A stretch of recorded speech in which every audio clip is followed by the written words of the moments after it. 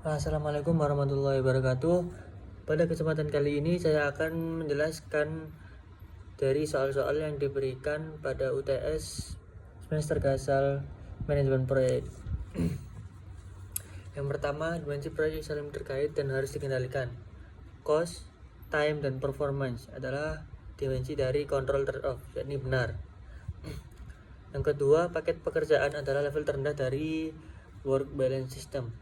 Level ini berorientasi pada hasil, mendefinisikan pekerjaan, mengidentifikasi waktu penyelesaian, mengidentifikasi anggaran yang terkait dengan waktu penyelesaian, mengidentifikasi sumber daya yang dibutuhkan, mengidentifikasi seorang yang bertanggung jawab. Itu benar. Ketiga, faktor yang menyebabkan peningkatan penggunaan manajemen proyek: penempatan pada siklus hidup produk, kompetisi global, ledakan pengetahuan, perampingan perusahaan, peningkatan fokus pelanggan, perekonomian yang berkembang pesat. Yakni benar. Yang keempat, manajemen proyek adalah perencanaan, pengorganisasian, pengarahan, dan pengendalian sumber daya perusahaan untuk tujuan jangka pendek yang telah dibentuk untuk menyelesaikan tujuan dan sasaran tertentu. Benar. Beberapa karakteristik proyek. Proyek merupakan kegiatan yang baru dilakukan. Terdapat kepastian awal dan akhir, keterampilan multidimensional diperlukan, kebutuhan dan trade-off sumber daya, shareholder, klien, organisasi induk, tim proyek, publik, dan lain-lain. Konflik proyek versus departemen, yakni benar. Yang soal B, tentukan closing cost jika proyek diminta selesai dalam waktu 7 bulan. Rumusnya cost slop sama dengan rise run. Rise itu crash cost dikurangi normal cost, yang run normal time dikurangi crash time. Hasilnya 1510,53. Selanjutnya nomor 7, sebutkan 3 teknik penjadwalan project. Yang pertama ada Gantt chart, yaitu representasi grafis yang menjelaskan timeline waktu yang diserupakan dengan horizontal dan nama aktivitasnya itu vertikal, dengan tujuan untuk memonitor dan mengendalikan progres proyek. Gantt chart ini tidak cocok untuk proyek yang menggunakan alternatif aktivitas dikarenakan faktor yang tidak bisa dikendalikan seperti cuaca, bencana, dan lain-lain. Yang kedua ada critical path method, yakni teknik menganalisis jaringan kegiatan atau aktivitas-aktivitas ketika menjalankan proyek dalam rangka memprediksi durasi total dan fleksibilitas penjadwalan. Yang ketiga ada PERT, Program Evaluation and Review Technique. Teknik ini digunakan untuk mengestimasi waktu penyelesaian proyek dengan mempertimbangkan ketidakpastian dalam durasi kegiatan. Teknik penjadwalan ini cocok untuk proyek yang baru dilaksanakan pertama kali.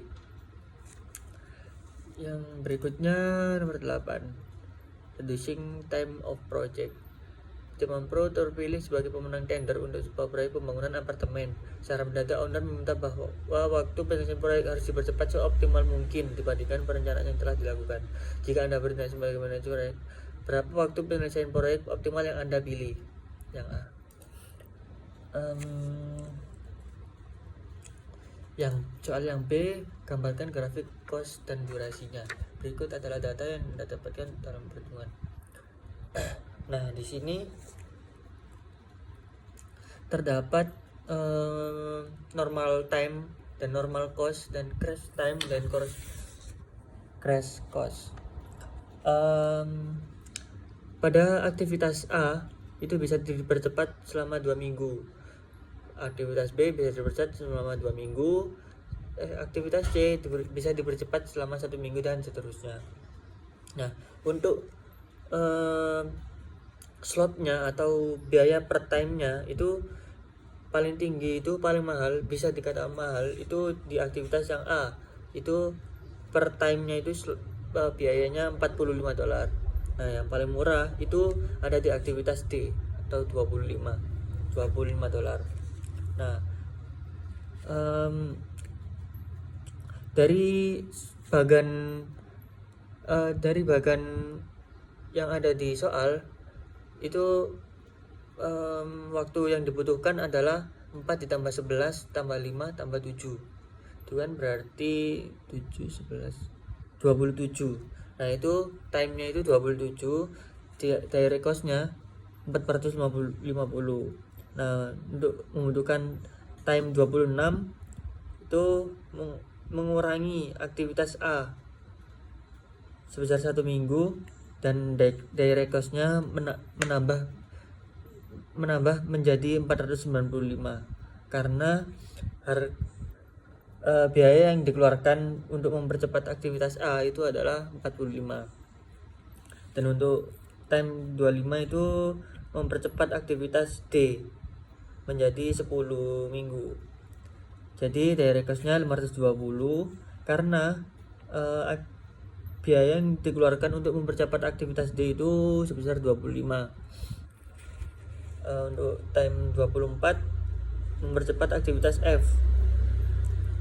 Nah, aktivitas F di sini direct cost-nya itu 550. Untuk time 23 mempercepat aktivitas C, D, dan E. Biar ya, karena itu semua sama. Nah, di sini itu ketemu kalau ketiga jalur itu sama timenya.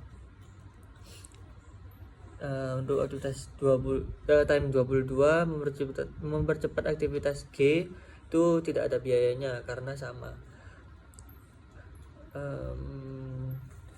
Lalu dengan indirect yang sudah ditentukan dan direct yang sudah kami temukan, yaitu paling efisien dan paling optimal itu ada di durasi 22 minggu.